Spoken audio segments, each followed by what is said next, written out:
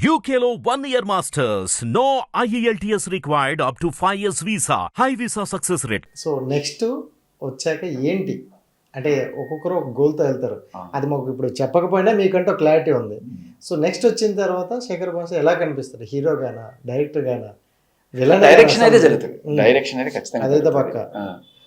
Maybe ఇంకొంచెం నాకు బలం చేకూరితే కాస్త మంచి ప్రొడ్యూసర్లు కనుక దొరికితే ఖచ్చితంగా ఆల్రెడీ నేను రాసుకున్న కథ అంతా రెడీగా ఉంది, అది పట్టాలకి వస్తుంది. జనరల్గా మీ ఫైనల్ గోల్ ఏంటన్నా? సినిమా తీయడం. కానీ ఒక దీనికోసం ఒక యాక్టివిస్ట్గా మారిన తర్వాత ప్రస్తుతం ఒక గోల్ గట్టిగా పెట్టుకున్నా. ఇది ఈ సెక్షన్ PNS 68 and 69 సెక్షన్స్ ఇలాంటివి, అలాగే మగాడికి జరుగుతున్న ట్రీట్మెంట్ ఏదైతే ఉందో సొసైటీలో, మీడియా పరంగా కావచ్చు, పోలీసుల పరంగా కావచ్చు, ఇది మారాలి. మగాడు ఏమంత నీచుడు కాదు. ప్రతి ఒక్క మగాడు అంత నీచుగా చూడాల్సిన అవసరం లేదు. వాడేం కుక్క కాదు అంత నీచంగా చూడడానికి. మనం ట్యాక్సీలు పే చేస్తున్నాం, ఓట్లు వేస్తున్నాం, మనకంటే మనకు రెస్పెక్ట్ ఉంది. పోలీస్ స్టేషన్కి వెళ్ళి తీసుకోవాలి, ఎందుకు లేకపోతే ఇవన్నీ ట్యాక్సీలు కట్టడం అన్నీ కూడా. So you should have your respect. And ఇంకొకటి ఏంటంటే, ఖచ్చితంగా దట్ డజంట్ మీన్ ఆడవాళ్ళకి అన్యాయం జరిగితే మనం నిలబడకూడదు. ఇప్పుడు కలకత్తా అత్యాచారం జరిగింది, ఖచ్చితంగా మనందరం కూడా ముక్తఖండంతో ఖండించాల్సిందే. అటువంటి వాళ్ళకి అసలు ఎటువంటి దయాదాక్షిణ్యాలు కూడా ఉండవు. అది నిజంగానే అది. కానీ ఈ మధ్య కాలంలో మనం ఇక్కడ చూస్తున్నాం, రాజధాని కేసు కావచ్చు, మస్తాన్ సాయి కేసు కావచ్చు, ఇప్పుడు ఇంకొక ఆయన పెట్టారు, ఇదే డ్రగ్ ర్యాకెట్లో ఉన్నాయని. సో వీళ్ళందరూ ప్రేమించేసుకొని కొన్నాళ్ళు కలిసి కాపురాలు కూడా చేసేసి 2 ఏళ్ల తర్వాత 3 ఏళ్ల తర్వాత వచ్చేసి వీడు నన్ను రేప్ చేశాను కేసు పెట్టి, అది ఏ రకంగా కేసు అవుతుంది? అది కదా దాని గురించి మాట్లాడాలి. దాన్ని రేప్ అంటున్నారు, దీన్ని రేప్ అంటున్నారు. దానికి వేరే పేరైనా పెట్టండి కనీసం.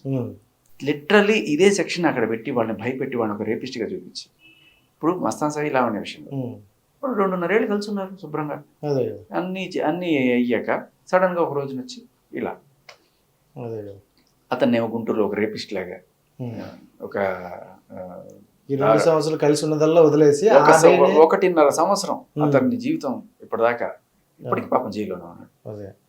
ఇలా చాలా మంది ఉన్నారు. అదే అంటారు, ఇప్పుడు రేపు అంటే ఇట్లాంటిది జరిగింది అనుకోండి ఖచ్చితంగా మంచిది. బట్ ఇదేంటి, కలిసి ఉండి నాళ్ళు ఉండి సడన్గా ఏదో కొట్టుకుంటే ఆ దెబ్బలు అంటే వీళ్ళు ఈమె వెళ్ళి వాళ్ళ అమ్మ నేను నీచంగా తిట్టింది, అమ్మని తిడితే ఎవరు ఊరుకుంటాడు, ఆయన కొట్టాడు, ఆ కొట్టిన దెబ్బలు చూపించి రేపు కేసు పెట్టాడు. సో ఇది పోలీసులు కోర్టులు తేల్చాల్సిందే, నువ్వెట్టా తెలుస్తావు నన్ను అడగచ్చు. ఎందుకంటే ఇదే మనిషి ఇట్లాగే మీడియా ముందు కూర్చొని అతనికి నాకు ఏం లేదో చిన్న గొడవ అని చెప్పి ఆవిడ ఒప్పుకుంది. సంవత్సరంన్నర అతని జీవితం సంక్రాంతించేసి ఇవాడు వచ్చి అదేం లేదు మా మధ్య అంటే ఎలా ఉంటుంది? ఇదే అంటున్నా, ఇదే చాలా చోట్ల జరుగుతుంది. ఎందుకంటే దానికన్నా బెటర్ డీల్ వచ్చింది. ఇప్పుడు రాజధాని మీద కేసు పెట్టాం, ఇది అడ్డం అయిపోతుంది కదా. దీనికన్నా బెటర్ డీల్ వస్తే అంతే రాజధాని అయిపోతారు. సో ఇదే మోడల్స్ ఆఫ్ ఆపరేట్తో చాలా మంది ఆపరేట్ చేస్తున్నారు. మనం గనక మనం చట్టాలు మార్చుకోకపోతే దీన్ని రేపని దాన్ని రేపంటే అసలు అటువంటి అమ్మాయిలకి మనం నిజంగా అన్యాయం చేసినట్టు. This should be named something else ఒకవేళ అలాంటివి ఏమన్నా ఉంటే. అది సో సూపర్. అంటే మీరు ఇప్పుడు బిగ్ బాస్ ఇటువంటి వాటి కోసమే నా పోరాటం ఉండబోతుంది. అదైతే పక్కాగా ఉంటుంది. సో ఎవరు వచ్చి మీ తలుపు తట్టినా మీరైతే న్యాయం వైపు ఉంటారు ఖచ్చితంగా. ఓకే. అదే విధంగా లేడీస్ వచ్చినా అఫ్ కోర్స్ ఎవరైనా సరే, ఇక్కడ లేడీస్ జెంట్స్ అని కాదు. ఇప్పుడు ఎవరు వచ్చి తలుపు తట్టినా అంటే మనం చెక్ వాళ్ళ క్రెడిబిలిటీ ఏంటి అనేది చెక్ చేసుకుంటాం. నిజం చెప్తున్నారా, అబద్ధం చెప్తున్నారా, అసలు ఏం జరిగింది అనేది వెరిఫై చేసుకున్న తర్వాత మనం నమ్మితే ఖచ్చితంగా చేస్తాం. సూపర్. అంతే. దెన్ బిగ్ బాస్ అనే హౌస్ అనేది బయటికి చూడడానికి ఒక బ్యూటిఫుల్ హౌస్ మాకు తెలుసు. బట్ లోపల ఉండే వాళ్ళకి ఆ పెయిన్ తెలుస్తుంది, అది వచ్చిన తర్వాత మేము ఇంటర్వ్యూ చేసినప్పుడు చెప్తారు. అండ్ ఎవ్రీ సెకండ్ మెంటల్తో కూడిన ఇవే జరుగుతాయి ఎక్కువగా. అంటే ప్రతి ఒక్కరిని క్రిటికైజ్ చేయాలి, వాళ్ళకి కోపం తెప్పించాలని ఉంటుంది. సో ఏంటి ఇలాంటివన్నీ ఫేస్ చేస్తారా? మీకు అలాంటి టాస్క్లు ఇస్తే మీరు ఇంకొకరి మీద ప్రయోగాలు చేస్తారా? చేయాల్సి వస్తే ఇంకా దాన్ని వేరే రకంగా ఏదైనా ఆలోచించాలి. మరి తప్పించుకు తిరిగివాడు ధన్యుడు సొమ్మితే అన్నట్టు తానొప్పక తన నొప్పించక ఏదో ఉంది కదా, అలా ఎంతవరకు చేయగలమో చూద్దాం. సో ఎక్కువగా బిగ్ బాస్ హౌస్లో మాకు ఎక్కువ కపుల్స్ కనిపిస్తాయి.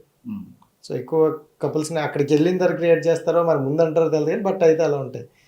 సో ఆర్జే భాష అలాంటి వాళ్ళకి సపోర్ట్ చేస్తారో అని. నేను కపుల్స్ని చూడను, కప్పును మాత్రమే చూస్తాను. ఓకే.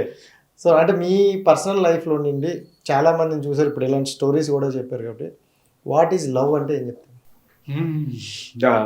చాలా పెద్ద క్వశ్చన్ అది. ఒక్కొక్కడికి ఒక్కొక్క డెఫినేషన్ 100 ఉన్నాయి. అదేదో సినిమాలో డెఫినేషన్ అయితే తక్కువ అని గుర్తొస్తుంది.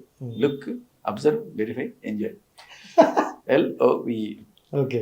తెలుగులో అయితే ప్రే అంటే ప్రేమించి, మా అంటే మర్చిపో. ఇంకొకటి ప్రే అంటే ప్రేరేపించే మనసు. ఇలా ఒకసారి అప్పుడెప్పుడు జెమిని మ్యూజిక్లో ఉండగా ఈ హృదయం అనే ఒక ప్రోగ్రామ్ వేసి ఇవే ఇంకా సంవత్సరం పాటు ఈ లవ్ డెఫినేషన్లే నడిచినాయి. ఓకే. అండ్ ఆర్జే అంటే చాలా వాయిస్ అనేది మాకు చాలా మందికి ఇష్టం. ఆ వాయిస్తో వచ్చే ఒక కోర్స్ ఎప్పుడు చిన్నప్పటి నుండి వినా. ఒకసారి ఆ వాయిస్ ఏమైనా చెప్పగలరా? ఏదైనా? ఎవడు కొడితే దిమ్మ తిరిగి మైండ్ బ్లాక్ అవుతుందో ఆడు పండుగాడు, ఎవడు చెప్తే బ్లాక్ అయిన మైండ్ కూడా ఓపెన్ అయిపోతుందో ఆడే భాష, శేఖర్ భాష, నేనే. Super super. మనకి ఎక్కువ 93.5, 92.7 అదే ఎక్కువ ఉండేది. సో ఎక్కువ వినిపించేది కూడా. సో దెన్ అంటే ఏంటి, ప్రతి ఒక్కరు బిగ్ బాస్కి వెళ్ళేది కప్పు కోసం వెళ్తారు. సో మీరు కూడా కప్పు కోసం వెళ్తున్నారా లేకపోతే ఫేమ్ కోసం వెళ్తున్నారా? కప్పు కోసం అయితే దుప్పటిస్తారు, కప్పుకోవచ్చు. అలా ఏం లేదండి. కప్పు అనేది కరెక్ట్గా చెప్తాను మీకు, జర్నీని ఎంజాయ్ చేయాలి, డెస్టినేషన్ కాదు. అంతే. మీరు ఏదైనా ఒక ప్లేస్కి వెళ్ళాలనుకోండి, ఆ ప్లేస్కి వెళ్ళే జర్నీ బాగుంది, ఆ రోడ్డు, ఆ చుట్టుపక్కల ఇవన్నీ బాగున్నాయి, అది ఎంజాయ్ చేయడానికి ఎక్కువ ప్రిఫరెన్స్ ఇస్తాను. ఆ తర్వాత ఆ డెస్టినేషన్ లేదు, ఒక గుడి ఉంది, లేకపోతే పర్టికులర్ ప్లేస్ ఉంది, అఫ్కోర్స్ దట్స్ గ్రేట్, కానీ ఇలా జర్నీని ఎంజాయ్ చేయడమే నాకు ఇంపార్టెంట్. సూపర్.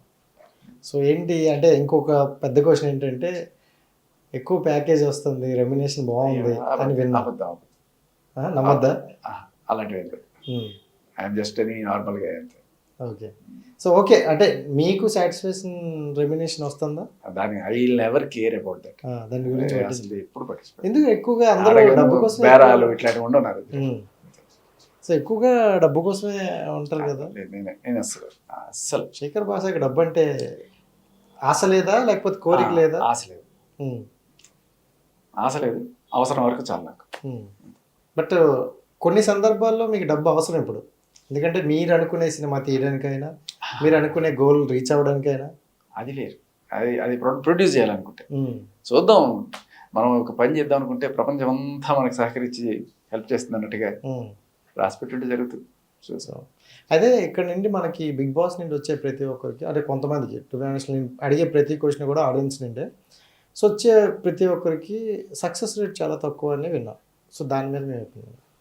నాకు అంటే మళ్ళీ వచ్చి నేను సక్సెస్ ఇప్పుడు ఐ డోంట్ నో, ఒక ఆర్జేస్గా వచ్చిన వాళ్ళు ఎవరైతే ఉన్నారో మీరు వాళ్ళు గమనిస్తే వాళ్ళు మళ్ళీ ఆర్జింగ్ చేసుకున్నారు హాయిగా.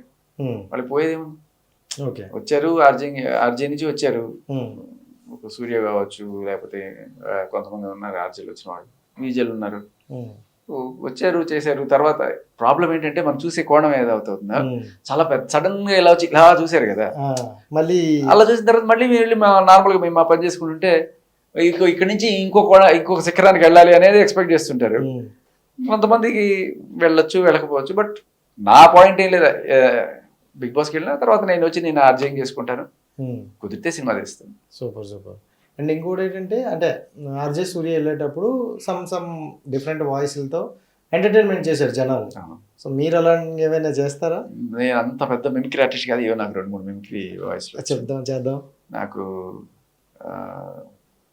MS నారాయణ గారిదిను రావు గోపాలరావు గారిది, వీళ్ళిద్దరి వాయిస్ తోటి నేను ఒక చిన్న స్కిట్ చేసేవాడిని. ఓకే.